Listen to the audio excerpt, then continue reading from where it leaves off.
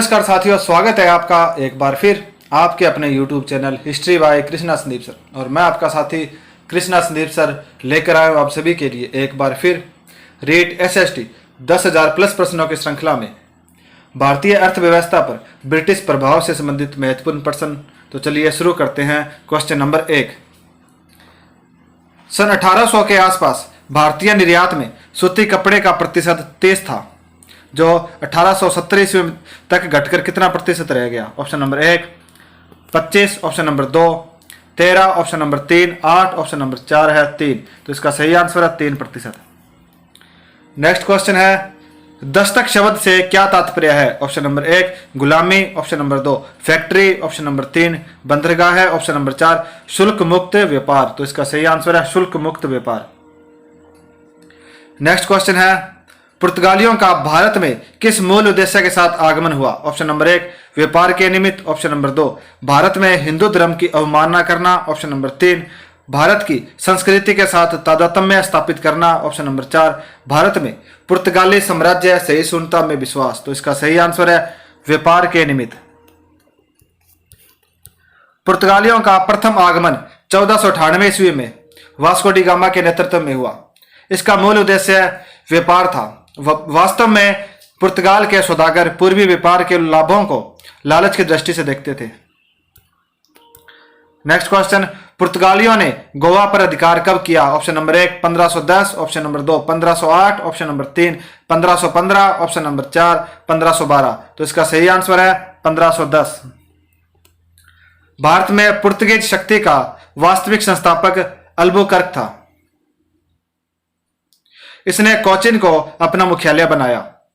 1510 ईस्वी में अल्बुकर्क ने बीजापुर के आदिल शाही सुल्तान से गोवा को जीत लिया। गोवा की विजय ने दक्षिण पश्चिम समुद्र तट पर पुर्तगाली नौसेना प्रभुत्व की मुहर लगा दी। नेक्स्ट क्वेश्चन, चार्ल्स द्वितीय द्वारा बंबई ईस्ट इंडिया कंपनी को कब हस्तांतरित किया गया? ऑप्शन नंबर 1 1662 ईस्वी, ऑप्शन नंबर 2 1664 ईस्वी, ऑप्शन नंबर 3 1666 ईस्वी, ऑप्शन नंबर 4 1668 ईस्वी। तो इसका सही आंसर है 1668 ईस्वी। 1661 ईस्वी में इंग्लैंड के राजा चार्ल्स द्वितीय का विवाह राजकुमारी कैथरीन ब्रेगेंजा के साथ हुआ। इस उपलक्ष्य में चार्ल्स द्वितीय को बंबई पुर्तगालियों से दहेज के रूप में प्राप्त हुई। 1668 ईस्वी में चार्ल्स द्वितीय ने बंबई 10 पाउंड वार्षिक किराया लेकर ईस्ट इंडिया कंपनी को दे दिया, जो 1687 ईस्वी में सूरत के स्थान पर अंग्रेजों की मुख्य व्यापारिक बस्ती बन गई। नेक्स्ट क्वेश्चन, बंगाल की निम्नलिखित फैक्ट्रियों में से कौन सी एक डच द्वारा स्थापित की गई थी? Option number 1 Bandel, option number 2 Hooghly, option number 3 Chinsurah, option number 4 Shri Rampur. तो इसका सही आंसर है चेनसूरा। भारत आने वाली विभिन्न यूरोपीय कंपनियों में पुर्तगालियों के बाद डच ही भारत आए, जो कि हॉलैंड के निवासी थे। डचों ने 1605 ईस्वी में मछलीपट्टनम में प्रथम डच फैक्ट्री की स्थापना की। बंगाल में प्रथम डच फैक्ट्री की स्थापना पेपली में 1627 ईस्वी में हुई थी। 1653 ईस्वी में बंगाल में हुगली के निकट चेनसूरा में डचों की दूसरी फैक्ट्री स्थापित हुई। चेनसूरा के डच किले को गुस्तावुस फोर्ट कहा जाता था। नेक्स्ट क्वेश्चन, कोरोमंडल बंदरगाह से डचों द्वारा निर्यात की प्रमुख वस्तु क्या थी? ऑप्शन नंबर 1 वस्त्र, ऑप्शन नंबर 2 नील, ऑप्शन नंबर 3 मसाले, ऑप्शन नंबर 4 सोरा। तो इसका सही आंसर है वस्त्र। डचों ने मसालों के स्थान पर भारतीय कपड़ों के निर्यात को अधिक महत्व दिया। ये कपड़े कोरोमंडल, बंगाल और गुजरात से निर्यात किए जाते थे। भारत से भारतीय वस्त्रों को निर्यात की वस्तु बनाने का श्रेय डचों को जाता है। नेक्स्ट क्वेश्चन, निम्न में से कौन से युद्ध के साथ ही अंग्रेजी आधिपत्य को फ्रांस की चुनौती समाप्त हो गई? Option number 1 Wandiwash, option number 2 Buxar, option number 3 Srirangapatnam, option number 4 Plassey. तो इसका सही आंसर है वांडीवास। अंग्रेजों और फ्रांसीसियों के बीच निर्णायक लड़ाई वांडीवास में लड़ी गई। आयरकुट के नेतृत्व में अंग्रेजी सेना ने काउंट लाली के नेतृत्व वाली फ्रांसीसी सेना को पराजित कर दिया। इस युद्ध पर टिप्पणी करते हुए मालसन ने लिखा है कि वांडीवास के युद्ध ने उस महान भवन का जिसे ड्यूमा तथा डुप्ले ने निर्मित किया था ध्वस्त कर दिया गया। यह लड़ाई यानी वांडीवास की लड़ाई 22 जनवरी 1760 ईस्वी में लड़ी गई थी। 1761 ईस्वी में अंग्रेजों ने पांडिचेरी को अपने अधिकार में कर लिया और अगले एक वर्ष के भीतर फ्रांसीसी भारत में अपने अधीन समस्त भूभाग खो बैठे। इस युद्ध का समापन पेरिस की संधि से हुआ। अंग्रेजों और फ्रांसीसियों के बीच पेरिस की संधि 1761 पर हस्ताक्षरित होते ही 1763 ईस्वी में सप्तवर्षीय युद्ध समाप्त हुआ था। नेक्स्ट क्वेश्चन है, भारत में पहली अंग्रेजी फैक्ट्री स्थापित की गई। Option number 1 Bombay, option number 2 Hooghly, option number 3 Surat, option number 4 Calcutta. तो इसका सही आंसर है सूरत। सूरत में सर्वप्रथम अपनी फैक्ट्री अंग्रेजी ईस्ट इंडिया कंपनी में स्थापित की। इसके लिए अंग्रेजी राजदूत विलियम हॉकिंस ने मुगल बादशाह जहांगीर से 1608 ईस्वी में अनुमति प्राप्त की। यद्यपि बाद में यह अनुमति वापस ले ली गई। तत्पश्चात 1611 ईस्वी में मछलीपट्टनम में अंग्रेजी फैक्ट्री स्थापित हुई। पुनः एक अन्य अंग्रेज राजदूत टॉमस रॉ ने 1613 ईस्वी में सूरत में फैक्ट्री स्थापित करने की अनुमति प्राप्त की, जिससे पुनः 1613 ईस्वी में अंग्रेजी फैक्ट्री स्थापित हुई। उसके बाद 1616 ईस्वी में डचों तथा 1668 ईस्वी में फ्रांसीसियों ने भी सूरत में अपनी फैक्ट्रियां स्थापित की। नेक्स्ट क्वेश्चन है, ईस्ट इंडिया कंपनी किस चीज का भारत से निर्यात करती थी। ऑप्शन नंबर 1 सूती कपड़ा, ऑप्शन नंबर 2 नील, ऑप्शन नंबर 3 कच्चा रेशम, ऑप्शन नंबर 4 कॉफी। तो इसका सही आंसर है सूती कपड़ा। ईस्ट इंडिया कंपनी की स्थापना 1600 ईस्वी में हुई।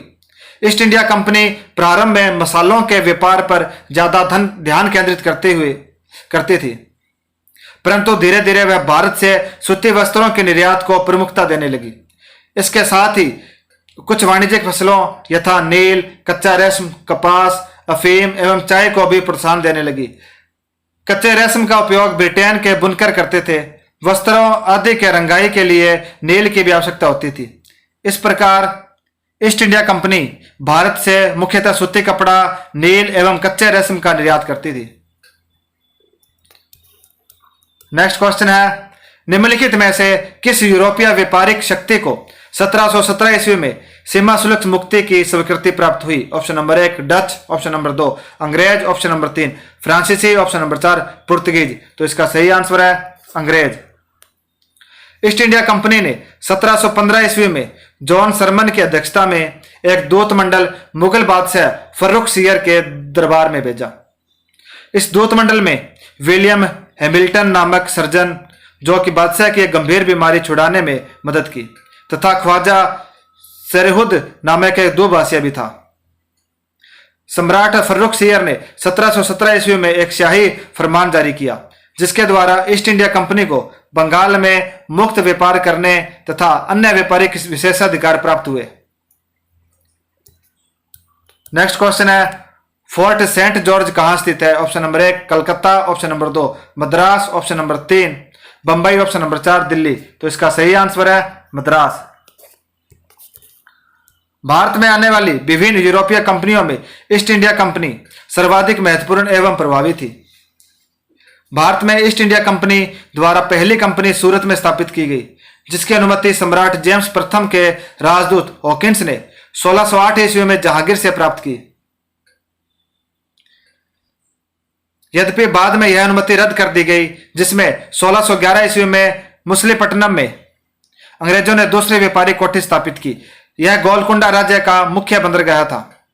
1639 ईस्वी में फ्रांसिस डे ने चंद्रगिरी के राजा से मद्रास को पट्टे पर लिया तथा वहां एक किलाबंद कोठी बनाई, जिसका नाम फोर्ट सेंट जॉर्ज पड़ा। फोर्ट सेंट जॉर्ज शीघ्र ही कोरोमंडल तट पर प्रमुख अंग्रेजी बस्ती बन गया। नेक्स्ट क्वेश्चन, 18वीं शताब्दी के पूर्वार्ध में बंगाल से निर्यात होने वाली सबसे महत्वपूर्ण वस्तुएं क्या थी। ऑप्शन नंबर 1 कपास, चीनी, जूट और तांबा। ऑप्शन नंबर 2 तांबा, इस्पात, नमक, कच्चा रेशम। ऑप्शन नंबर 3 घोड़ा, नमक, चीनी और रेशम। ऑप्शन नंबर 4 सोरा, कच्चा रेशम, चीनी, अफीम। तो इसका सही आंसर है सोरा, कच्चा रेशम, चीनी और अफीम। मुगल काल में बिहार, बंगाल और कोरोमंडल तट से सोरा, बंगाल से कच्चा रेशम, बंगाल और आगरा से चीनी तथा मालदा एवं गंगा घाटी से अफीम प्राप्त की जाती थी। इन सभी वस्तुओं का निर्यात बंगाल के बंदरगाह से होता था।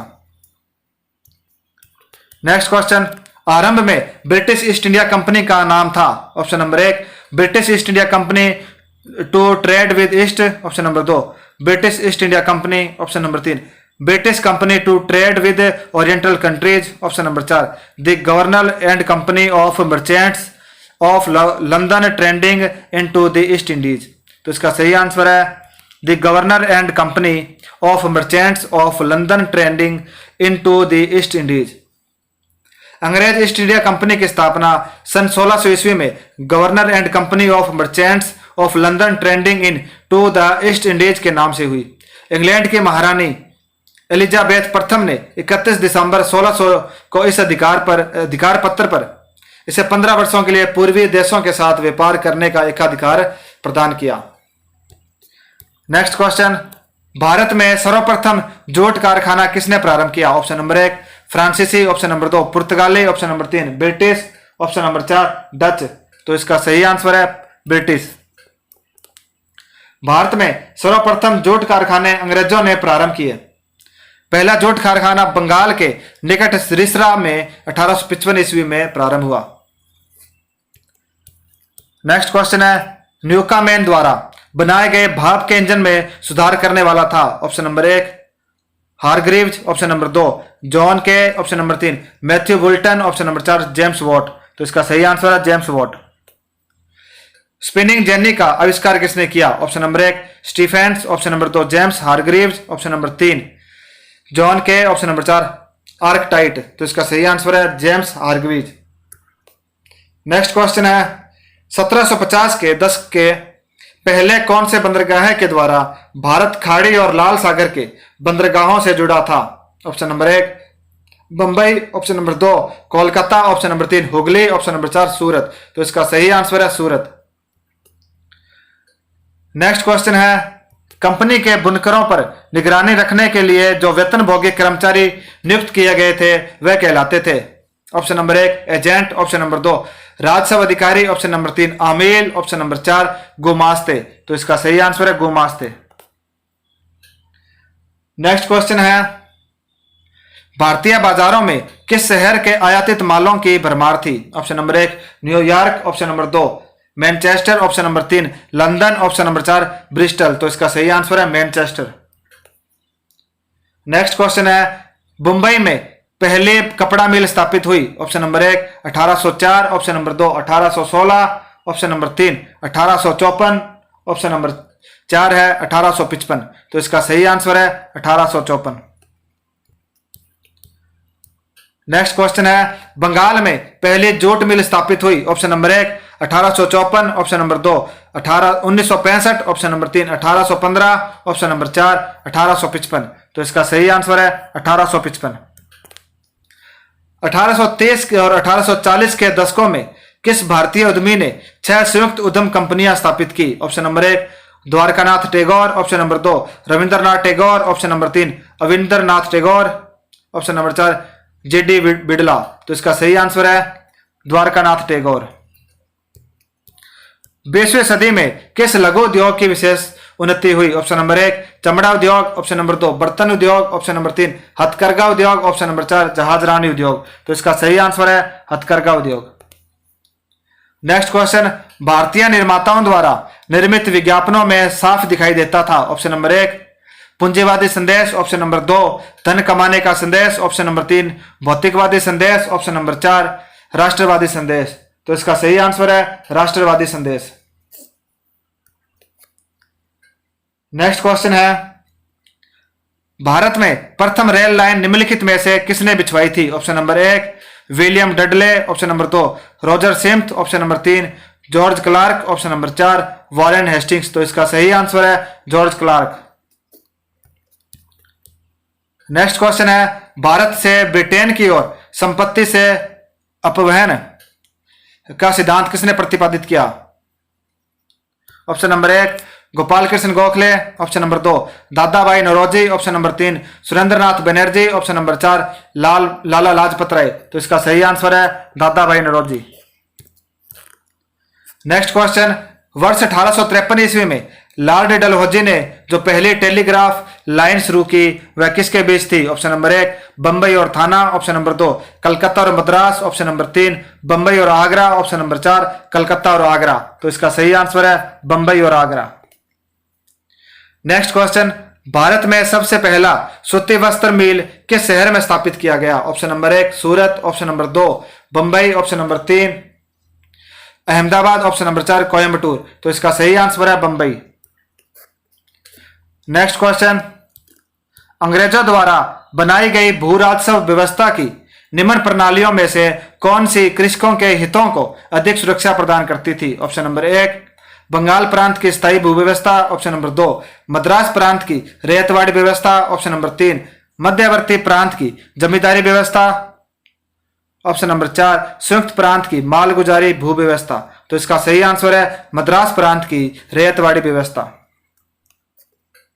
नेक्स्ट क्वेश्चन है, किसके द्वारा बंगाल और बिहार का स्थायी बंदोबस्त इस्तमरारी बंदोबस्त शुरू किया गया? Option number 1, Robert Clive option number 2, Warren Hastings option number 3, lord Wellesley option number 4, Lord Cornwallis. तो इसका सही आंसर है लॉर्ड कॉर्नवालिस।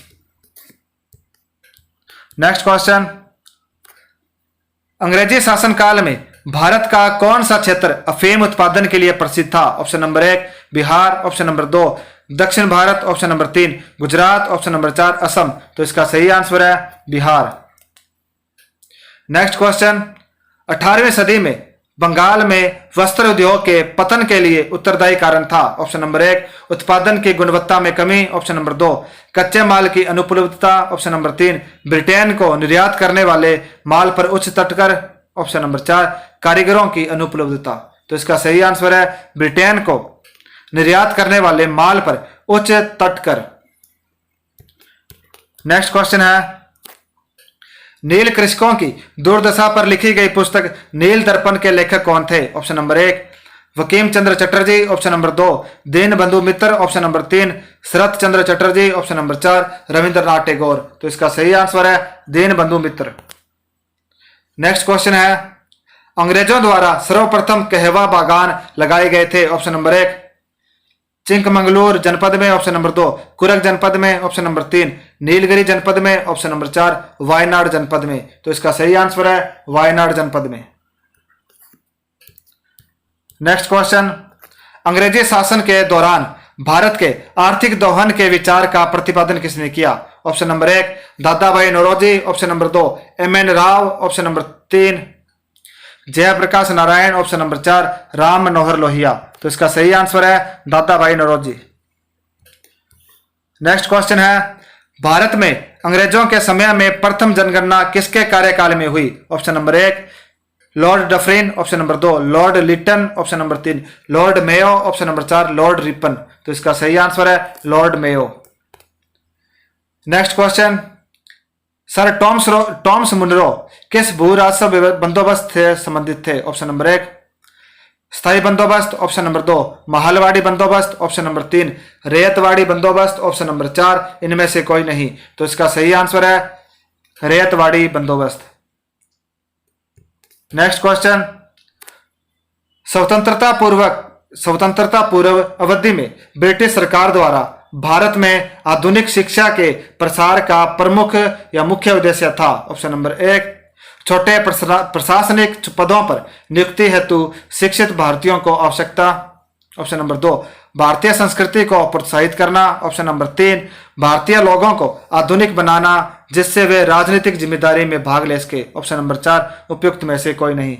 तो इसका सही आंसर है छोटे प्रशासनिक पदों पर नियुक्ति हेतु शिक्षित भारतीयों की आवश्यकता। नेक्स्ट क्वेश्चन है, भारत में उपनिवेशी काल में व्हिटली आयोग 1929 का उद्देश्य था? ऑप्शन नंबर 1, और आगे राजनीतिक सुधारों के लिए भारत की क्षमता का परीक्षण ऑप्शन नंबर 2, श्रमिकों की मौजूदा परिस्थितियों पर प्रतिवेदन कर सिफारिशें प्रस्तुत करना ऑप्शन नंबर 3, भारत में वित्तीय सुधारों के लिए परियोजना तैयार करना। ऑप्शन नंबर 4, भारत में प्रशासनिक सेवाओं के लिए विस्तृत पद्धति विकसित करना। तो इसका सही आंसर है श्रमिकों की मौजूदा परिस्थितियों पर प्रतिवेदन पर सिफारिशें प्रस्तुत करना।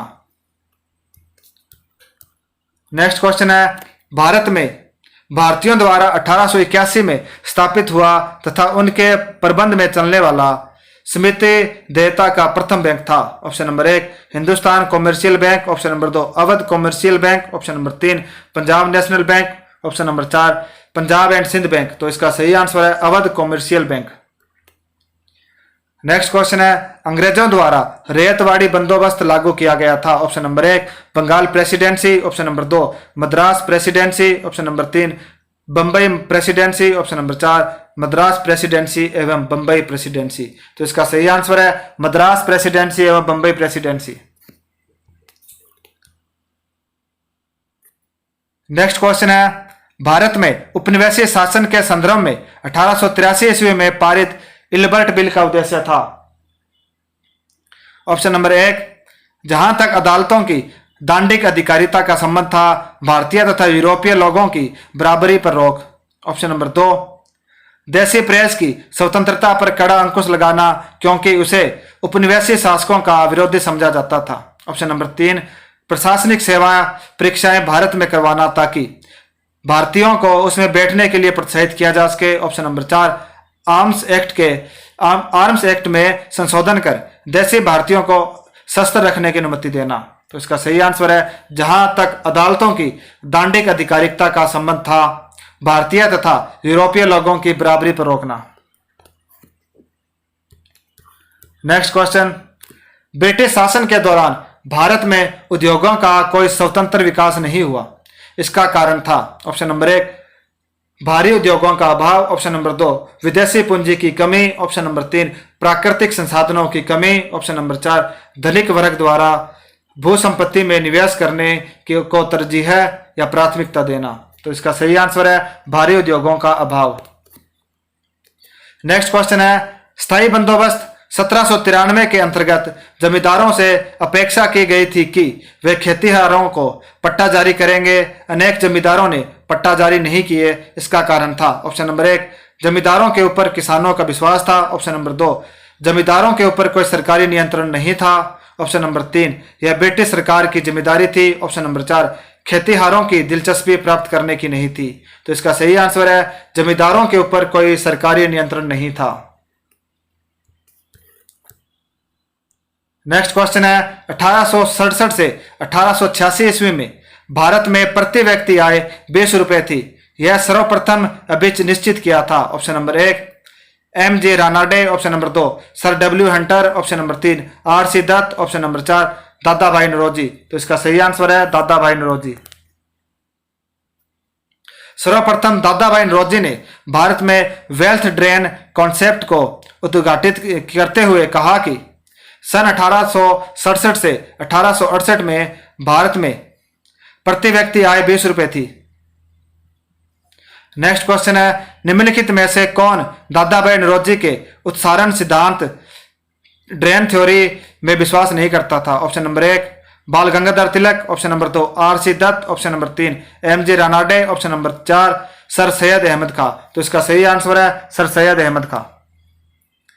सर सैयद अहमद खां अंग्रेजी शासन के अंतिम समय तक वफादार बने रहे, इसलिए वे दादा भाई नौरोजी के धन निष्कासन सिद्धांत में विश्वास नहीं करते थे। ये 1867 से 1868 है, ये 86 नहीं है यहाँ पे, 1867 से 1868।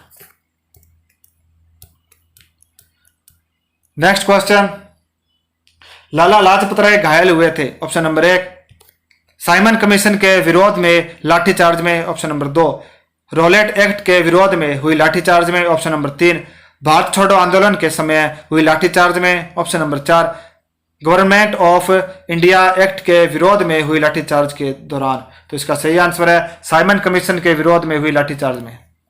साइमन कमीशन का पंजाब में विरोध करने वालों में लाला लाजपत राय प्रमुख थे। वे इसी दौरान एक लाठीचार्ज में इतनी बुरी तरह घायल हो गए कि उनकी मृत्यु हो गई। सैंडर्स ने लाठीचार्ज का आदेश दिया था। इसे राष्ट्रीय अपमान करार देते हुए भगत सिंह व चंद्रशेखर आजाद ने सैंडर्स की योजनाबद्ध ढंग से लाहौर में हत्या कर दी। नेक्स्ट क्वेश्चन है, किस पुस्तक में दादा भाई नौरोजी ने अपना ड्रेन ऑफ वेल्थ सिद्धांत पर दर्शाया है? Option number 1 economic problems of India, option number 2 British rule and it's consequences, option number 3 poverty and British rule in India, option number 4 India today. तो इसका सही आंसर है poverty and British rule in India. Bharat धन बहिर्गमन drain of wealth की ओर लोगों का ध्यान आकर्षित करने का प्रथम प्रयास दादा भाई नौरोजी ने किया। 2 मई 1867 को लंदन में आयोजित ईस्ट इंडिया एसोसिएशन की बैठक में दादा भाई नौरोजी ने अपने लेख, जिसका शीर्षक था भारत पर इंग्लैंड का ऋण, को पढ़ते हुए पहली बार धन के निष्कासन की चर्चा की। बाद में अपनी पुस्तक poverty and British rule in India में इस सिद्धांत की विस्तृत व्याख्या की। नेक्स्ट क्वेश्चन है, भारत की पहली रेलवे लाइन किन स्थानों के बीच तथा कब चली? ऑप्शन नंबर 1 दिल्ली आगरा के बीच 1854, ऑप्शन नंबर 2 बंबई पुणे के बीच 1853, ऑप्शन नंबर 3 बंबई थाने के बीच 1853, ऑप्शन नंबर 4 उपयुक्त में से कोई नहीं। तो इसका सही आंसर है बंबई थाने के बीच 1853। 1831 में भारत में रेल लाइन बिछाने का प्रथम प्रस्ताव मद्रास में आया। इस रेल के डिब्बों को घोड़ों द्वारा खींचा जाता था। 1834 ईस्वी में इंग्लैंड में रखे गए एक प्रस्ताव के तहत भारत में भाप से चलने वाली रेलों को चलाने का सुझाव दिया गया। अप्रैल 1853 ईस्वी में भारत की प्रथम रेल लाइन बंबई एवं थाने के बीच यातायात के लिए खोल दी गई। 1953 में भारत के तत्कालीन गवर्नर जनरल लॉर्ड डलहौजी ने रेलों के विकास का एक व्यापक कार्यक्रम रखा। इसमें 4 प्रमुख ट्रंक लाइनों की एक जाल की योजना थी, जो देश के अंदरूनी भाग को बड़े बंदरगाहों से तथा देश के विभिन्न भागों को आपस में जोड़ सके। 1865 ईस्वी में दिल्ली एवं कलकत्ता रेल लाइन से जुड़े। 1947 में भारत की स्वतंत्रता के समय तक लगभग 40,000 मील लंबी रेल लाइन बिछाई जा चुकी थी। विभाजन के बाद पाकिस्तान को लगभग 6,000 मील की रेल लाइन मिली थी। नेक्स्ट क्वेश्चन है, भारत में प्रथम रेल लाइन का निर्माण हुआ था। ऑप्शन नंबर 1 हावड़ा और श्रीरामपुर से के बीच, ऑप्शन नंबर 2 बंबई और थाने के बीच, ऑप्शन नंबर 3 मद्रास और गुंटूर के बीच, ऑप्शन नंबर 4 दिल्ली और आगरा के बीच। तो इसका सही आंसर है बंबई और थाने के बीच।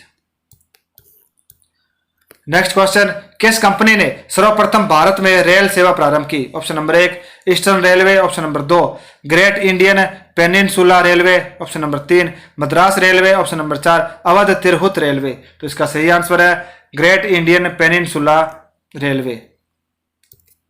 ग्रेट इंडियन पेनिनसुला रेलवे ने भारत में सर्वप्रथम रेल सेवा प्रारंभ की, जो 1853 में बंबई के बोरीबंदर स्टेशन से थाने के मध्य चली थी। नेक्स्ट क्वेश्चन है, भारत में सर्वाधिक पूंजी निवेश किस क्षेत्र या क्षेत्रों में हुआ? ऑप्शन नंबर 1 चाय, कॉफी और नील, ऑप्शन नंबर 2 रेलवे, बैंकिंग, बीमा तथा जहाजरानी में, ऑप्शन नंबर 3 है सूती कपड़ा, ऑप्शन नंबर 4 जूट मिलों में। तो इसका सही आंसर है रेलवे, बैंकिंग, बीमा तथा जहाजरानी में। किसी भी विदेशी व्यक्ति या संस्था द्वारा 1833 ईस्वी तक भारत के विकास से संबंधित किसी भी क्षेत्र में पूंजी निवेश नहीं हुआ था। भारत में विदेशी पूंजी निवेश मुख्य रूप से 1857 ईस्वी के बाद ही हुआ, वह भी काउंटर गारंटी की शर्त पर। वास्तविकता यह थी कि 1914 के पहले भारत में अंग्रेजी पूंजी निवेश रेलवे, सड़क, बैंक, बीमा, व्यापारिक जहाज, खनिज उद्योग, वित्तीय संस्थाओं और वित्तीय निगम में लगाई गई थी। नेक्स्ट क्वेश्चन है, ब्रिटिश भारत में रेलवे की उपयोगिता पर किसने कहा था? ब्रिटिश भारत में रेलवे की कोई उपयोगिता नहीं है, यह दूसरे की पत्नी को अलंकृत करने जैसा है। ऑप्शन नंबर 1 दादा भाई Naoroji, option number 2 D Wacha, option number 3 G B Joshi, option number 4 Bal Gangadhar तिलक। तो इसका सही आंसर है बाल गंगाधर तिलक। ब्रिटिश भारत में रेलवे की कोई उपयोगिता नहीं है, यह दूसरे की पत्नी को अलंकृत या सिंगारने जैसा है। उपयुक्त विचार लोकमान्य बाल गंगाधर तिलक द्वारा प्रस्तुत किया गया था। नेक्स्ट क्वेश्चन है, निम्नलिखित में से किस समाचार पत्र ने कहा था कि भारत में रेल का विकास एक हथकड़ी है? Option number 1 Sahachar option number 2, Dainik और Samachar Chandrika option number 3, Madhovritta option number 4, Indu Prakash. तो इसका सही आंसर है सहचर। 1885 ईस्वी में सहचर नामक समाचार पत्र ने अपने एक अंक में लिखा था कि भारत में रेल का विकास एक हथकड़ी है। डलहौजी के शासनकाल में भारत में 1853 ईस्वी में प्रथम रेल लाइन बंबई से थाने तक बिछाई गई और शीघ्र ही समस्त भारतीय साम्राज्य को रेलवे लाइनों के सूत्र में बांधकर एक कर दिया गया। भारतीय सुरक्षा के लिए और आंतरिक संचार व्यवस्था को बढ़ाने के लिए सामरिक महत्व की लाइनें बिछाई गई। इस परियोजना की विस्तृत रूपरेखा लॉर्ड डलहौजी द्वारा अपने प्रसिद्ध रेलवे पत्र में दी गई और भारत में भावी प्रसार का यही आधार बना। 1865 ईस्वी में सर आर्नोल्ड ने लिखा था, रेलवे भारत में वह कार्य करने में समर्थ होगी जो बड़े बड़े वंशों ने नहीं किया, न ही टिप्पू अपने अत्याचार द्वारा करने में सफल हुआ। यह भारत को एक राष्ट्र बना देगी। नेक्स्ट क्वेश्चन है, भारत में विदेशी पूंजी निवेश का प्रारंभ निम्नलिखित में से किस उद्योग में हुआ? Option number 1 jute, option number 2 कोयला, ऑप्शन नंबर 3 जलयान निर्माण, ऑप्शन नंबर 4 रेलवे। तो इसका सही आंसर है रेलवे। लॉर्ड डलहौजी 1848 से 1856 ईस्वी तक के शासनकाल में सर्वप्रथम 1853 ईस्वी में प्रथम रेलवे लाइन बंबई से थाने तक बिछाई गई। यह रेलवे लाइन भारतीय कोष से नहीं बनाई जा रही थी, अपितु निजी प्रयत्नों के आधार के अधीन बनाई जा रही थी। इससे सरकारी कोष पर बहुत भार नहीं पड़ा और अंग्रेजी जनता को भारत में पूंजी लगाने का अवसर मिला। नेक्स्ट क्वेश्चन है, भारत में जब रेल मार्ग पहली बार प्रचलित हुआ उनका प्रमुख उद्देश्य था? ऑप्शन नंबर 1 वाणिज्य एवं व्यापार की सुविधा प्रदान करना, ऑप्शन नंबर 2 कृषि वाले क्षेत्रों को बाजार से जोड़ना, ऑप्शन नंबर 3 सैनिक संचार को अधिक अच्छा और अधिक गतिमान बनाना, ऑप्शन नंबर 4 है सस्ता यात्री परिवहन प्रदान करना। तो इसका सही आंसर है कृषि वाले क्षेत्रों को बाजार से जोड़ना। भारत में अंग्रेजों द्वारा रेल मार्ग का उपयोग औद्योगिक विकास की प्रक्रिया से निहित है। रेलवे के विकास से भारतीय वाणिज्य में एक नवीन युग का सूत्रपात हुआ। अब वे आसानी से कच्चा माल उपलब्ध करा सकते थे और कृषि वाले क्षेत्रों को मुख्य बाजार से आसानी से जोड़ सकते थे। नेक्स्ट क्वेश्चन है, निम्नलिखित में से किन दो स्थानों के बीच सर्वप्रथम रेलवे मार्ग का निर्माण हुआ? ऑप्शन नंबर 1 अहमदाबाद एवं सूरत, ऑप्शन नंबर 2 बीकानेर एवं जोधपुर, ऑप्शन नंबर 3 कलकत्ता एवं रानीगंज, ऑप्शन नंबर 4 मद्रास एवं अर्काट। तो इसका सही आंसर है कलकत्ता एवं रानीगंज। लॉर्ड डलहौजी ने 1848 से 1856 के काल में भारत में प्रथम रेलवे लाइन बंबई से थाने तक बिछाई। 1854 में कलकत्ता से रानीगंज कोयला क्षेत्र तक लाइन भी बिछा दी गई। नेक्स्ट क्वेश्चन है, रेलवे को राजकीय नियंत्रण में लाने की बात सर्वप्रथम किसने की? Option number 1 William Acworth, option number 2 Lord Dalhousie, option number 3 Warren Hastings, option number 4 Lord Cornwallis. तो इसका सही आंसर है विलियम एकवर्थ। 1919 के सुधारों के लागू होने के बाद सर विलियम एकवर्थ की अध्यक्षता में एक समिति नियुक्त हुई जिसका कार्य था रेलवे की कार्यवाही की जांच करना तथा उसके और अधिक विकास के लिए एक उपयुक्त नीति की सिफारिश करना। इस समिति ने रेलवे के सरकारी प्रबंध और सरकारी एजेंसी द्वारा नई लाइनों के निर्माण के पक्ष में अपनी संतुष्टि दी की। एकवर्थ की अध्यक्षता में गठित कमेटी की संतुष्टि पर रेलवे को 1924 में सामान्य बजट से अलग कर दिया गया। नेक्स्ट क्वेश्चन है, भारत में प्रथम रेलवे लाइन किस ब्रिटिश गवर्नर जनरल के समय बिछाई गई? Option number 1 lord Dalhousie, option number 2 lord Curzon, option number 3 lord Wellesley, option number 4 lord Lytton. तो इसका सही आंसर है लॉर्ड डलहौजी। भारत में प्रथम railway line British governor general Lord Dalhousie के समय बिछाई गई। बंबई से थाने तक 1853 ईस्वी में प्रथम रेल लाइन भारत में चली। यद्यपि रेलवे लाइन बिछाने का वृहद स्तर पर कार्य लॉर्ड कर्जन के समय हुआ था। नेक्स्ट क्वेश्चन है, पहली बार भारतवर्ष की औसत प्रति व्यक्ति आय का सांख्यिकीय अनुमान प्रस्तुत करने वाला कौन था? ऑप्शन नंबर 1 दादा भाई Naoroji, option number 2 Ramesh Chandra Dutt, option number 3 Gopal Krishna Gokhale, option number 4 Firoz Shah Mehta. तो इसका सही आंसर है दादा भाई नौरोजी। भारत में पहली बार 1868 ईस्वी में भारतवर्ष की औसत प्रति व्यक्ति आय का सांख्यिकीय अनुमान दादाभाई नौरोजी ने प्रस्तुत किया, जबकि प्रथम वैज्ञानिक अनुमान डॉक्टर V.K.R.V. राव ने किया था। ब्रिटिश काल में राष्ट्रीय आय के संबंध में जो अनुमान मिलते हैं उनमें प्रमुख है Dadabhai Naoroji 1868, William Digby 1899, Findlay Shirras 1911, 1922 और 1931, शाह एवं खंबर ऑप्शन 1921, डॉक्टर V.K.R.V. राव 1925 से 1929 तथा RCE 1931 से 1940।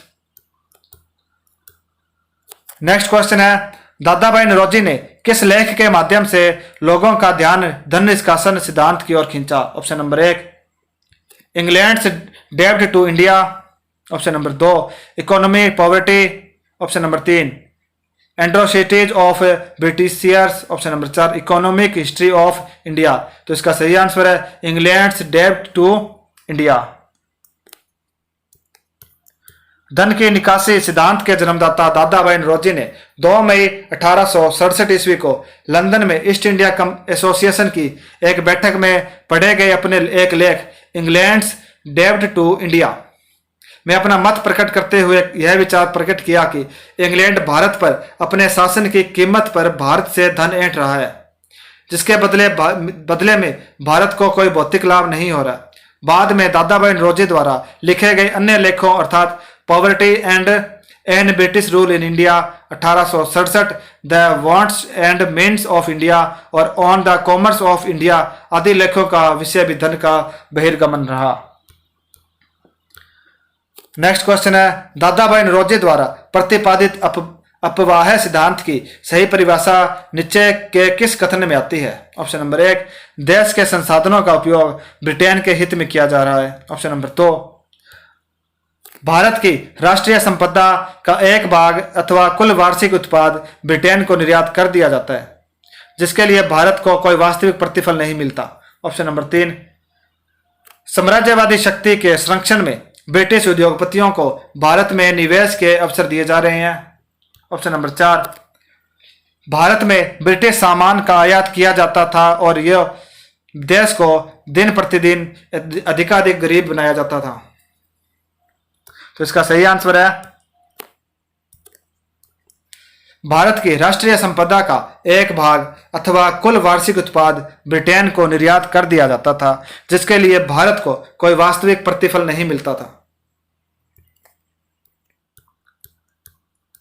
भारत के वयोवृद्ध नेता grand old man of India के नाम से प्रसिद्ध दादाभाई नौरोजी ने सर्वप्रथम 1901 में प्रकाशित अपनी पुस्तक poverty and N British rule in India में ब्रिटिश सरकार द्वारा किए जा रहे भारत के आर्थिक शोषण का उद्घाटन करते हुए प्रसिद्ध धन के अपवाह सिद्धांत की विस्तृत व्याख्या की।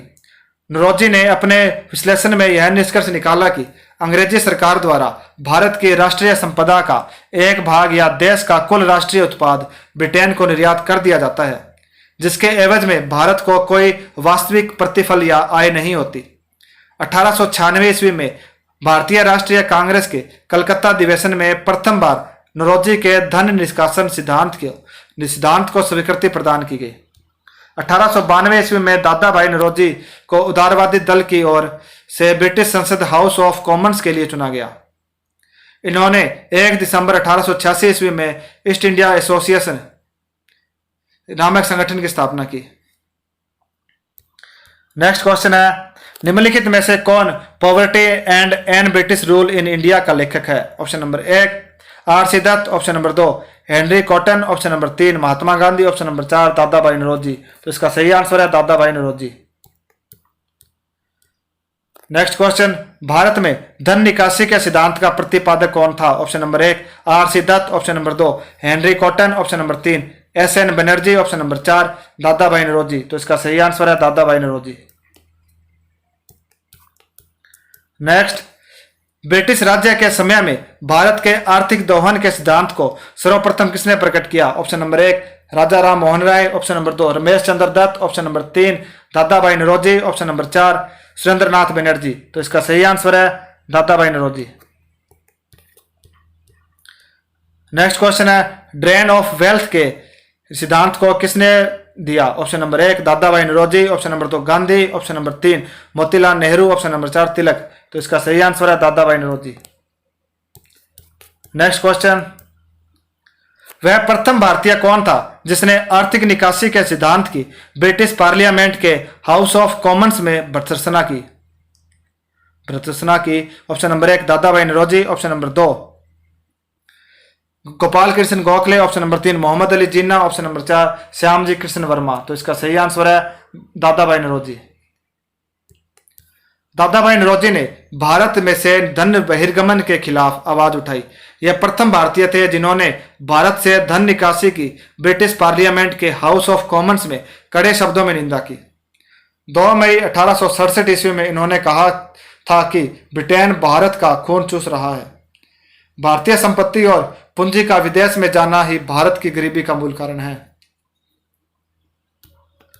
नेक्स्ट क्वेश्चन है, निम्नलिखित में से किसने भारत के अंग्रेजी उपनिवेशी नियंत्रण की आलोचना में अन ब्रिटिश पदावली का उपयोग किया था? Option number 1 Anand Mohan Bose, option number 2 Badruddin Tyabji, option number 3 Dada भाई नौरोजी, ऑप्शन नंबर 4 फिरोज शाह मेहता। तो इसका सही आंसर है दादा भाई नौरोजी। भारत के अंग्रेजी उपनिवेशिक नियंत्रण की आलोचना में अन ब्रिटिश पदावली का उपयोग दादा भाई नौरोजी ने किया था। इन्होंने अपने निबंध poverty and N British rule in India में स्पष्ट रूप से ब्रिटिश शासन के दौरान भारत की आर्थिक दुरावस्था पर प्रकाश डाला था तथा धन के बहिर्गमन के सिद्धांत का सर्वप्रथम प्रतिपादन किया। वे 1892 ईस्वी में लिबरल पार्टी के टिकट पर ब्रिटिश हाउस ऑफ कॉमन्स में चुने जाने वाले पहले भारतीय थे। नेक्स्ट क्वेश्चन है, निम्नलिखित कथनों पर विचार कीजिए। दादा भाई नौरोजी की भारतीय राष्ट्रीय आंदोलन को सर्वाधिक प्रभावी देन थी कि 1 नंबर, उन्होंने इस बात को अभिव्यक्त किया कि ब्रिटेन भारत का आर्थिक शोषण कर रहा था। 2, उन्होंने प्राचीन भारतीय ग्रंथों की व्याख्या की और भारतीयों में आत्मविश्वास जगाया। 3, उन्होंने सभी सामाजिक बुराइयों के निराकरण की आवश्यकता पर सर्वोपरि जोर दिया। उपयुक्त में से कौन सा कथन सही है? ऑप्शन नंबर 1 केवल 1, ऑप्शन नंबर 2 केवल 2 और 3, ऑप्शन नंबर 3 1 और 3, ऑप्शन नंबर 4 1 2 3। तो इसका सही आंसर है केवल 1 सही है। एक कथन कौन सा है? उन्होंने इस बात को अभिव्यक्त किया कि ब्रिटेन भारत का आर्थिक शोषण कर रहा है। दादा भाई नौरोजी की भारतीय राष्ट्रीय आंदोलन में सर्वाधिक प्रभावी देन थी कि उन्होंने इस बात को अभिव्यक्त किया कि ब्रिटेन भारत का आर्थिक शोषण कर रहा है। दादा भाई नौरोजी ने अंग्रेजी राज्य की शोषक नीतियों का अनावरण किया और कहा कि यह राज्य भारत को दिन प्रतिदिन लूटने में लगा है, जिसके कारण भारत निर्धन देश बनता जा रहा है। अपनी महत्वपूर्ण पुस्तक poverty and un British rule in India 1901 में उन्होंने तथ्यों से अपने प्रबंध को सिद्ध किया।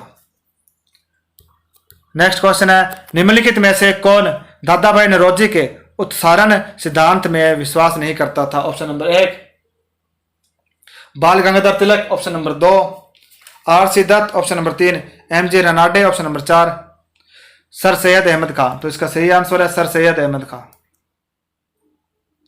सर सैयद अहमद खां अंग्रेजी शासन के अंतिम समय तक वफादार बने रहे और मुस्लिम समाज के विकास के लिए भारत में आंग्ल सत्ता का बने रहना आवश्यक मानते थे। इसलिए वे दादा भाई नौरोजी के धन निष्कासन सिद्धांत में विश्वास नहीं करते थे। नेक्स्ट क्वेश्चन है, औपनिवेशिक भारत के आर्थिक इतिहास को किसने निम्न 4 चरणों में विभाजित किया था? व्यापारिक पूंजीवाद, मुक्त व्यापार पूंजीवाद, औद्योगिक पूंजीवाद, वित्तीय पूंजीवाद कूट है। दादा भाई Naoroji, option number 2 RC. Dutt, option number 3 Mahadev Govind Ranade, option number 4 Karl Marx. तो इसका सही आंसर है कार्ल मार्क्स। जर्मनी के कार्ल मार्क्स ने सर्वप्रथम भारत पर ब्रिटिश आर्थिक नीति का विवेचन किया। उन्होंने औपनिवेशिक भारत के आर्थिक इतिहास को 4 चरणों में विभाजित किया: व्यापारिक पूंजीवाद, मुक्त व्यापार पूंजीवाद, औद्योगिक पूंजीवाद और वित्तीय पूंजीवाद। जबकि आर.सी. दत्त ने अपनी पुस्तक इकोनॉमिक हिस्ट्री ऑफ इंडिया में इसे 3 चरणों में विभाजित किया है। नेक्स्ट क्वेश्चन है, किसने ब्रिटिश उपनिवेशवाद को 3 क्रमिक चरणों यथा मुक्त व्यापार, वाणिज्य पूंजीवाद एवं वित्तीय साम्राज्यवाद के रूप में वर्गीकृत किया है? Option number 1 Karl Marx option number 2, दादा भाई Naoroji option number 3, R C Dutt option number 4, M G Ranade. तो इसका सही आंसर है R C Dutt. Next question, निम्नलिखित कथनों पर विचार कीजिए तथा उनके नीचे दिए गए कोट से सही उत्तर का चयन कीजिए। कथन है, ब्रिटिश काल में सामान्यतः भारत का व्यापार संतुलन अनुकूल था। ऑप्शन नंबर, इसका कारण है धन की निकासी का स्वरूप अप्रतिफलित निर्यात था। ऑप्शन नंबर 1, ए और आर दोनों सही है किंतु आर है जो ए की सही व्याख्या करता है। ऑप्शन नंबर 2, ए और आर सही है परंतु आर है जो ए की सही व्याख्या नहीं करता। ऑप्शन नंबर 3, ए सही है आर गलत है। ऑप्शन नंबर 4 है ए गलत है आर सही है। तो इसका सही आंसर है ए गलत है और आर सही है। ब्रिटिश काल में ब्रिटिश ने एक रणनीति बनाकर भारत का आर्थिक शोषण किया। उन्होंने यहाँ की जनता की चिंता न करके अपनी आर्थिक नीतियां भारतीयों पर जबरदस्ती लादी और इनका मुख्य उद्देश्य अंग्रेजों का हित रहा। इस शोषण की नीति ने भारत की आर्थिक व्यवस्था को पंगु बना दिया। जॉन सुलीवन ने भारत में ब्रिटिश आर्थिक नीति और उसके प्रभाव को दर्शाते हुए लिखा कि हमारी प्रणाली एक ऐसे स्पंज के रूप में काम करती है जो गंगा के किनारों से प्रत्येक अच्छी वस्तु लेती है और टेम्स के किनारे पर निचोड़ देती है। वहीं धन की निकासी से निर्यात के रूप में किसी प्रकार का प्रतिफलन नहीं हुआ। नेक्स्ट क्वेश्चन है, अंग्रेजी राज्य के समय भारत के आर्थिक पतन के लिए निम्नलिखित में से कौन सा कारण सही नहीं है। ऑप्शन नंबर 1, भारतीयों में योग्यता और तकनीकी कुशलता की कमी। ऑप्शन नंबर 2, सामुद्रिक शक्ति के अभाव के कारण पार सामुद्रिक बाजार नहीं प्राप्त होना। ऑप्शन नंबर 3, दुर्बल श्रेणी संगठन के कारण देशी उद्योगों का असुरक्षित रहना। ऑप्शन नंबर 4 है भारत में औद्योगिक उद्यमियों के वर्ग का नहीं होना। तो इसका सही आंसर है सामुद्रिक शक्ति के अभाव के कारण पार सामुद्रिक बाजार नहीं प्राप्त होना। भारत में प्राचीन काल से औद्योगिक उद्यमियों का एक वर्ग होता था जो श्रेणी के रूप में है संगठित रहता था। वह अपना कार्य पैतृक परंपरा से करता आया था जिससे उसकी कुशलता में किसी प्रकार की कमी नहीं आती थी। उदाहरणार्थ बुनकरों की श्रेणी व धातु कर्म करने वालों की श्रेणी, इनकी कुशलता समकालीन विश्व में विख्यात थी। नेक्स्ट क्वेश्चन है, निम्नलिखित में से कौन सा एक कथन ब्रिटिश आर्थिक नीतियों का प्रभाव नहीं था। ऑप्शन नंबर 1, कुटीर उद्योगों का पतन। ऑप्शन नंबर 2, कृषि की दुर्दशा। ऑप्शन नंबर 3, भारतीय सैनिकों का विद्रोह है। ऑप्शन नंबर 4, रेलवे का विस्तार। तो इसका सही आंसर है भारतीय सैनिकों का विद्रोह है। ब्रिटिश आर्थिक नीति के प्रभावों में कुटीर उद्योगों का पतन, कृषि की दुर्दशा और रेलों का विस्तार प्रमुख है, जबकि भारतीय सैनिकों के विद्रोह के लिए आर्थिक नीतियों के अतिरिक्त अन्य सामाजिक, आर्थिक, धार्मिक कारण भी उत्तरदायी थे। नेक्स्ट क्वेश्चन है, अंग्रेजों की आर्थिक नीति का परिणाम क्या हुआ। ऑप्शन नंबर 1, विदेशी आर्थिक शक्तियों ने भारतीय कृषि पर प्रभाव डाला। ऑप्शन नंबर 2, भारतीय कुटीर उद्योगों को हानि हुई। ऑप्शन नंबर 3, भारतीय व्यापार के स्वरूप में बदलाव आया। ऑप्शन नंबर 4, सभी कथन सही है। तो इसका सही आंसर है सभी कथन सही है। अंग्रेजों की आर्थिक नीति का प्रभाव भारत की कृषि पर पड़ा क्योंकि कंपनी की आय का प्रमुख स्रोत भूमि कर था। भारत में जहां रेतवाड़ी, महलवाड़ी तथा स्थायी बंदोबस्त व्यवस्था लागू करके भूमि कर की दर को और बढ़ाकर स्थायी बनाया, वहीं अंग्रेज अधिकारियों ने भारत पर अपने हिसाब से खेती करवाना शुरू कर दिया। औद्योगिक क्रांति की आंधी में भारतीय कुटीर उद्योग का सफाया हो गया क्योंकि कम खर्च और कम मेहनत में बना अंग्रेजी सामान अधिक खर्च और अधिक मेहनत से बने भारतीय माल की अपेक्षा अधिक बिकने लगा, जो स्वाभाविक था क्योंकि मशीन से बनी हुई वस्तुएं अधिक अच्छी होती थी। इससे भारतीय कुटीर उद्योग समाप्ति के कगार पर पहुंच गया। पहले ज्यादातर भारत का व्यापार फायदेमंद साबित होता था। अब आयात तो भारत के हिसाब से होता था जबकि निर्यात इंग्लैंड के लाभ के लिए होता था। नेक्स्ट क्वेश्चन है, निम्नलिखित में से कौन सा भारत में अंग्रेजी भूरासव नीति का परिणाम नहीं था। ऑप्शन नंबर 1, किसानों की बढ़ती हुई गरीबी। ऑप्शन नंबर 2, किसानों पर बढ़ता हुआ ऋण भार। ऑप्शन नंबर 3, जमींदारी का विस्तार। ऑप्शन नंबर 4, हस्तशिल्प उद्योग का नाश। तो इसका सही आंसर है हस्तशिल्प उद्योग का नाश। ब्रिटिश शासन की भूरासव नीति का भारत की कृषि अर्थव्यवस्था पर विनाशकारी प्रभाव पड़ा इससे किसानों में गरीबी बढ़ी। किसान अपनी उपज का 80% से 90% भाग कर के रूप में अदा कर देता था। अपनी अन्य आवश्यकताओं की पूर्ति के लिए वह ऋण लेता था, यहाँ तक कि उसे पहले लिए गए ऋण का ब्याज देने के लिए भी उसे ऋण लेना पड़ता था। शीघ्र ही भारतीय किसान सरकार, साहूकार और जमींदार के त्रिकोण के बीच बुरी तरह फंसता चला गया। नई राजस्व नीति से जमींदारी का भी विस्तार हुआ। पुराने जमींदारों के स्थान पर नए जमींदार अस्तित्व में आए, जिन्होंने 1857 ईस्वी के विद्रोह में ब्रिटिश सरकार का समर्थन किया। भारतीय हस्तशिल्प उद्योगों के नाश के लिए ब्रिटिश औपनिवेशिक नीति जिम्मेदार थी। रेल की स्थापना तथा यातायात के सुगम व सस्ते साधनों के विकास से गांव में भारतीय और विदेशी मशीनों द्वारा निर्मित माल आसानी से सस्ते दामों पर उपलब्ध होने लगा, जो भारतीय ग्रामीण उद्योग के हाशिया का मुख्य कारण बना या ह्रास का मुख्य कारण बना। नेक्स्ट क्वेश्चन है, निम्नलिखित में से कौन भारत के उपनिवेशवाद का आर्थिक आलोचक था? ऑप्शन नंबर 1, कथन नंबर 1 है दादा भाई Naoroji, G Subramaniam Iyer, R C Dutt. Option number 1 है केवल 1, ऑप्शन नंबर 2 केवल 1 और 2, ऑप्शन नंबर 3 है केवल 2 और 3, ऑप्शन नंबर 4 1 2 3 4। तो इसका सही आंसर 1 2 3 4। ये तीनों ही आर्थिक आलोचक थे। दादा भाई नौरोजी आधुनिक भारत के प्रथम ऐसे राष्ट्रवादी नेता थे जिन्होंने poverty and un British rule in India 1901, England डेब्ट to India, the wants and means of India तथा on the commerce of India इत्यादि लेखों के माध्यम से भारतीय अर्थव्यवस्था का ब्रिटिश शासन द्वारा किए जा रहे दोषपूर्ण व घातक दोहन को उजागर व प्रमाणित किया। द हिंदू के संपादक जी सुब्रमण्यम अय्यर ने भी अपने अखबार के माध्यम से उपनिवेशवाद का आर्थिक विश्लेषण किया था।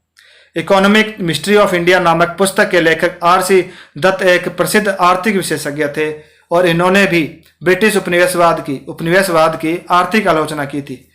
इनके अतिरिक्त जी.बी. जोशी, गोपाल कृष्ण गोखले, पृथ्वी चंद्र राय ने भी इसकी आलोचना की थी। नेक्स्ट क्वेश्चन है, किसने यह विचार व्यक्त किया था कि भारत में ब्रिटिश आर्थिक नीति घिनौनी है? Option number 1 BG. Tilak, option number 2 दादा भाई Naoroji, option number 3 Karl Marx, option number 4 Adam Smith. तो इसका सही आंसर है कार्ल मार्क्स।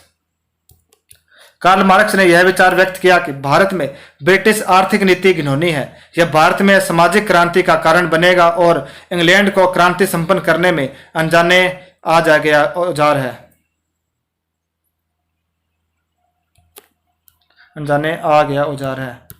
नेक्स्ट क्वेश्चन है, भारत से इंग्लैंड के लिए धन का निष्कासन किसके बाद आरंभ हुआ? ऑप्शन नंबर 1 स्थायी भूमि बंदोबस्त के बाद, ऑप्शन नंबर 2 दीवानी प्रदान करने के बाद, ऑप्शन नंबर 3 मीर कासिम को हटाने के बाद, ऑप्शन नंबर 4 मैसूर विजय के बाद। तो इसका सही आंसर है दीवानी प्रदान करने के बाद।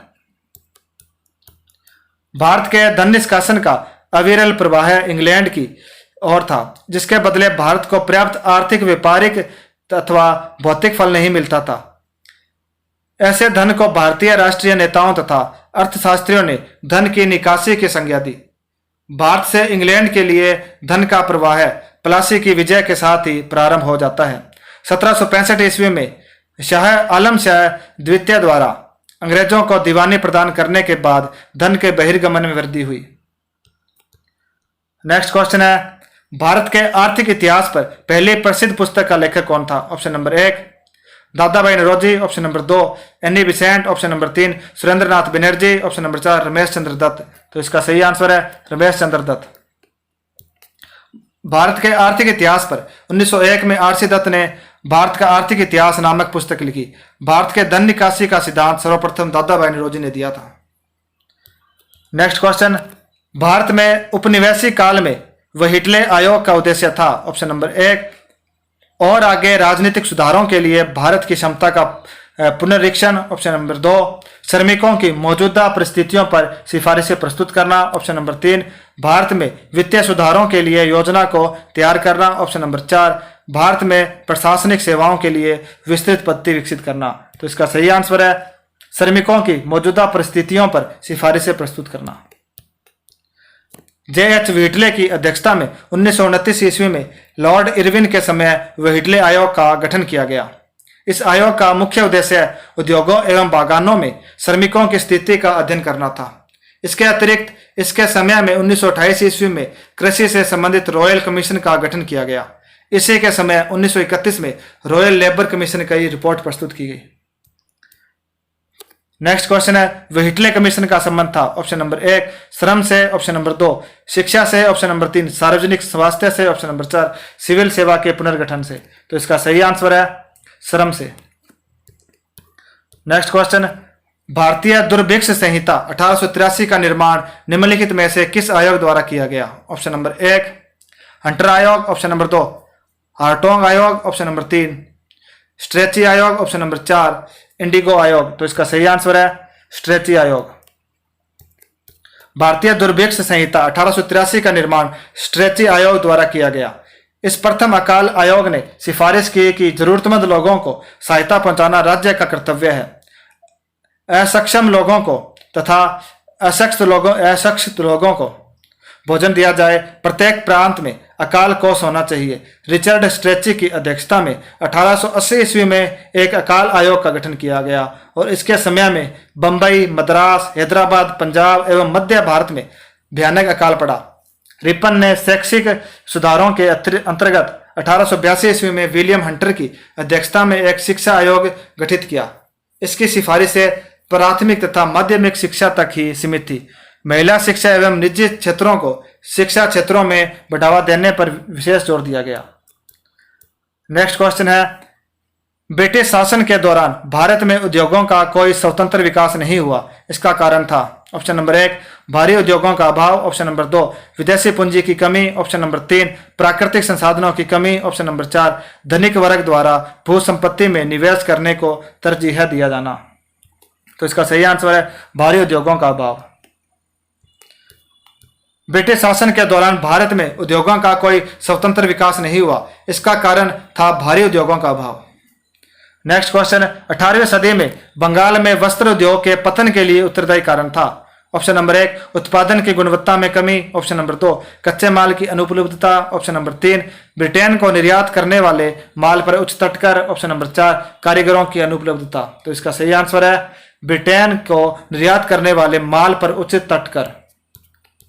18वीं सदी में बंगाल में वस्त्र उद्योग के पतन के कारण निम्न है: ब्रिटेन को निर्यात करने वाले माल पर उच्च तटकर, 2 नंबर है भारत पर मुक्त व्यापार प्रणाली को थोपना, 3 नंबर भारत से कच्चे माल का निर्यात, 4 नंबर भारतीय माल पर आते जाते समय कर, 5 नंबर भारतीय शिल्पियों को अपने रहस्य देने पर बाध्य करना और 6 नंबर लंकाशायर एवं मानचेस्टर के सूती माल की प्रतिस्पर्धा।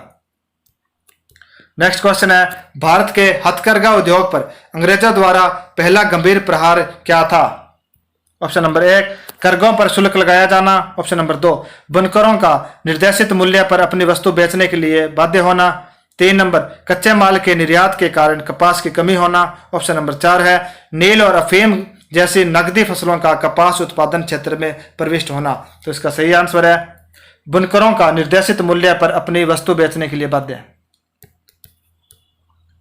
कंपनी ने राजनीतिक सत्ता के बलबूते पर बुनकरों को मजबूर किया कि वे अपने माल को कम दाम पर बेचे। जुलाहों पर अपने दबाव को प्रभावपूर्ण बनाने के लिए कंपनी ने पेशगी रुपए देने की प्रथा चलाई। इसके अनुसार कंपनी के कर्मचारी जुलाहों को पेशगी रुपए देते थे, जिसे वे ददनी कहते थे, और बदले में एक शर्तनामा लिखवा लेते थे कि वह निश्चित तिथि पर एक निश्चित परिमाण में और निश्चित मूल्य पर कपड़ा देंगे। कंपनी कपड़े की जो दर तय करती थी वह बाजारों में प्रचलित भाव से कहीं कम रहती थी और इससे बुनकरों को बहुत घाटा होता था। इससे भारतीय हथकरघा उद्योग की कमर टूट गई। नेक्स्ट क्वेश्चन, प्रथम कपड़ा मिल बंबई में किस वर्ष खोली गई? Option number 1 1853, option number 2 1854, option number 3 1866, option number 4 1879। तो इसका सही आंसर है 1854। भारत में आधुनिक स्तर की प्रथम सूती कपड़ा मिल सन 1818 ईस्वी में कोलकाता के निकट फोर्ट ग्लास्टर में लगाई गई थी, किंतु यह मिल लक्ष्य प्राप्ति में सफल न हुई। द्वितीय mill Bambai spinning and weaving company 7 जुलाई 1854 ईस्वी में बंबई में पारसी कावसजी नाना भाई डाबर ने द्वारा स्थापित की गई थी। सही अर्थों में इस कारखाने ने भारत के आधुनिक सूती कपड़ा उद्योग की नींव रखी। सन 1854 ईस्वी के पश्चात सूती कपड़ा मिलों की संख्या लगातार बढ़ती गई। नेक्स्ट क्वेश्चन है 1881 का फैक्ट्री एक्ट निम्नलिखित दृष्टि से पारित किया गया। ऑप्शन नंबर 1, किसी भी फैक्ट्री में 7 वर्ष से कम आयु के बच्चों के नियोजन पर रोक लगाना। ऑप्शन नंबर 2, श्रमिकों को मजदूर संघ बनाने की अनुमति देना। ऑप्शन नंबर 3, औद्योगिक श्रमिकों की मजदूरी नियत करना। ऑप्शन नंबर 4, महिला कर्मियों के काम के घंटों को कम करना। तो इसका सही आंसर है किसी भी कम फैक्ट्री में 7 वर्ष से कम आयु के बच्चों के नियोजन पर रोक लगाना। कारखाना अधिनियम 1881 गवर्नर जनरल लॉर्ड रिपन के समय में लाया गया था। इस अधिनियम का उद्देश्य अल्पायु श्रमिकों को संरक्षण एवं उनके लिए स्वास्थ्य सुरक्षा की व्यवस्था करना था। मुख्य प्रावधान, इस अधिनियम के मुख्य प्रावधान इस प्रकार है। यह उन कारखानों पर लागू था जहां श्रमिकों की संख्या कम से कम 100 थी। इस अधिनियम के तहत 7 वर्ष से कम आयु के बच्चों के काम करने पर प्रतिबंध था। 7 से 12 वर्ष के बच्चों के काम करने की अवधि 9 घंटे निर्धारित थी।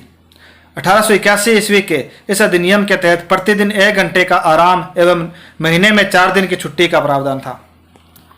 नेक्स्ट क्वेश्चन है 1881 ईस्वी का प्रथम फैक्ट्री अधिनियम मुख्यतः किससे संबंधित था। ऑप्शन नंबर 1, वयस्क पुरुष मजदूर। ऑप्शन नंबर 2, बाल मजदूर। ऑप्शन नंबर 3, स्त्री मजदूर। ऑप्शन नंबर 4, दुर्घटना की स्थिति में मजदूरों की क्षतिपूर्ति। तो इसका सही आंसर है बाल मजदूर। Next question, Bambai mill hands association की स्थापना किसने की। Option number 1, NM. Lokhande. Option number 2, Shinde. Option number 3, VP Wadia. Option number 4, NM. Joshi. तो इसका सही आंसर है एन.एम. लोखंडे। भारत में मजदूरों के संगठन का प्रारंभ एन.एम. लोखंडे ने किया था। सितंबर 1884 ईस्वी में लोखंडे ने काम करने की परिस्थितियों के प्रति विरोध प्रकट करने के लिए बंबई कपड़ा मिलों में काम करने वाले मजदूरों की एक संस्था बंबई मिल हैंड्स एसोसिएशन बनाई। नेक्स्ट क्वेश्चन और आज का हमारा लास्ट क्वेश्चन है, बंगाल जूट श्रमिक संघ द्वारा आयोजित पहली व्यापक हड़ताल कब हुई। Option number 1, 1931। Option number 2, 1922। Option number 3, 1919। Option number 4, 1911। तो इसका सही आंसर है 1919। बंगाल जूट श्रमिक संघ द्वारा आयोजित पहली व्यापक हड़ताल 1919 में हुई थी। तो आज के लिए बस इतने साथियों, मिलते हैं कल कुछ नए क्वेश्चनों के साथ। तब तक के लिए धन्यवाद। अगर वीडियो पसंद आए तो इसे लाइक कीजिए, यूट्यूब चैनल को सब्सक्राइब कीजिए और वीडियो को शेयर कीजिए। धन्यवाद साथियों।